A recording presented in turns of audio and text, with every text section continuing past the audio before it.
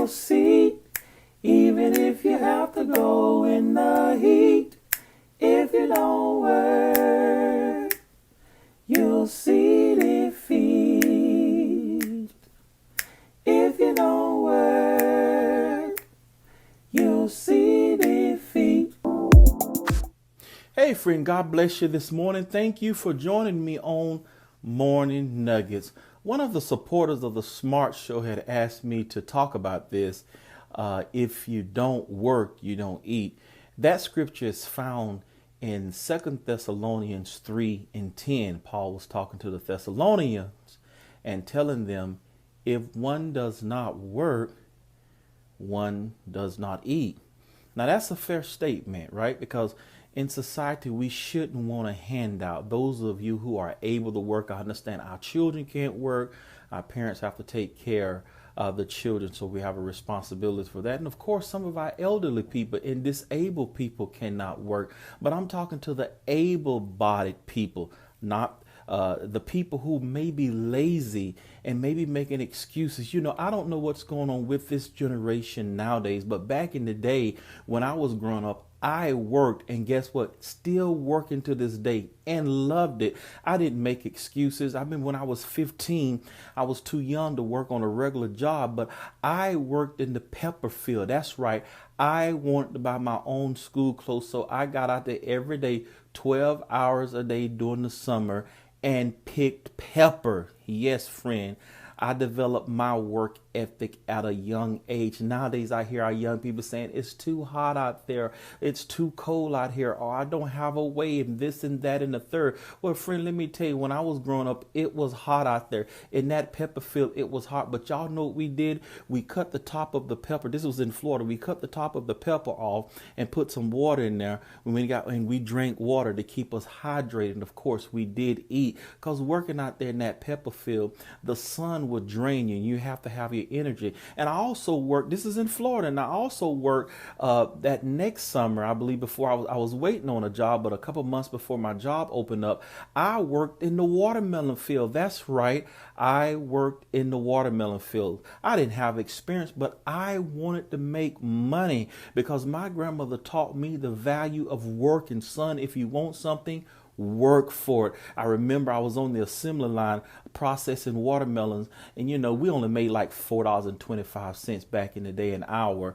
That was minimum wage. But then I said, I'm gonna go out on the truck in the field, and I think you made $9 per trip. I went out there in the field, decided to get off the assembly line, go out there in the field with the big guys. I think I was like 16 during this time, and I was we were loading watermelons on the truck. You know, we kind of had like an assembly line. One guy would pick them and throw them to the next guy. Then we would throw it to the next guy, and the guy would throw the watermelon to the guy on the truck, and he would load the truck. Well, I was doing that, but y'all, it was hard for me to keep up.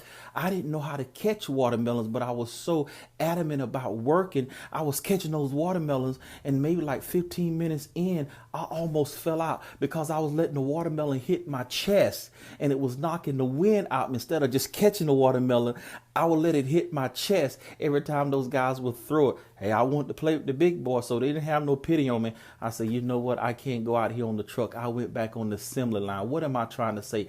I tried it, but I went back and did something that I could do. But the bottom line is I worked. I wasn't scared to try. Even when I was in high school, later on in high school, the last 2 years when I was able to get a job, 16, 17, 18, I worked part-time, and I eventually bought me a car. I made it happen. So I love working, and everything that I have right now, I had to work for it. So hopefully this is a message to the young people. I didn't ask for a handout. I'm to the point right now where I always tell people no thank you when they ask me. They say, well, Pastor Nate, don't tell me no because you're going to block my blessing. It's not pride, y'all. It's just that home training. I still hear my grandmother's voice. Son, if you want something, work for it. Don't ask nobody for nothing. So I went to college. I worked.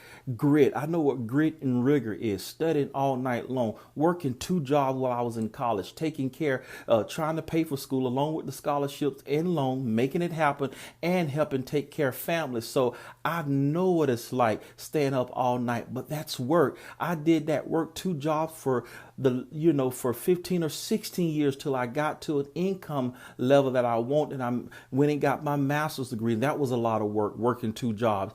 And now the job I have now, I'm making enough where I won't have to work 2 jobs. Why? Because I worked to that point. I put in some grit. I paid my dues. I worked in the trenches until I got where I wanted. Now I'm working on, my doctorate, and that's a lot of work, because right now I'm in my dissertation phase. I got like another year and I'll be finished with that. And I'm working full time and doing church ministry and doing music and doing the various things in life, because I am not afraid of work. So everything you do, young people, you have to work. Nobody is not going to give you anything. And if you don't work, and if you don't go to school and work it, like Ayala say, you got to put in the work, beloved.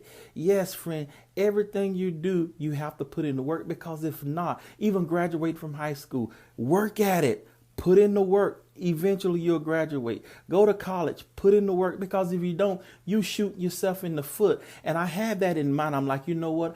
I need to be all I can be, because I am aware of the world in which I live. I understand discrimination is still going on. I understand the stigma that comes with being a minority and the stereotype. And the only way we can fight that and combat those stereotypes is get educated. That's one way of doing it, and working hard, because many of them look at us minorities as people who always want handouts and who really don't want to work hard for anything. But that's not the case with all people. Hard work will pay off after a while. I love hard work. I don't care. Bring it on. I'm used to it.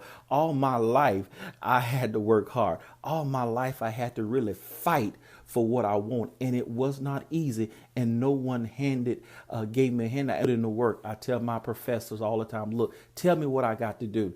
I tell my people at my job, my boss and stuff, tell me what I need to do. I don't care about the hard work. Let me know what my expectations are, and I will work and make it happen. So that's why the scripture says a man that doesn't work doesn't eat. A man, proverbially, that doesn't work in whatever he wants will not reap the benefits. You won't eat if you don't work. You won't accomplish your goals if you don't work. Everything's require work. Even in our salvation, I know we can't work to be saved, right? Because work alone will not save us. However, if you are a believer, it should be displayed in your works. In fact, you got to work out your own soul salvation. So I don't care what nobody tells you. I know we can't work out our salvation, but it does take some work on this Christian journey. Yes, in order for us to become better, in order for us to increase in knowledge, in order for our walk with the Lord to progress, it's going to take work. Even with faith, the scripture says, faith without what is dead? Faith without works is dead. So every aspect of your life, work is going to be in the equation if you want to be successful. Friend, thank you for joining me this morning. I pray that this exhortation blessed you this morning. In the meantime, in between time, be at peace and not in pieces. And get to work.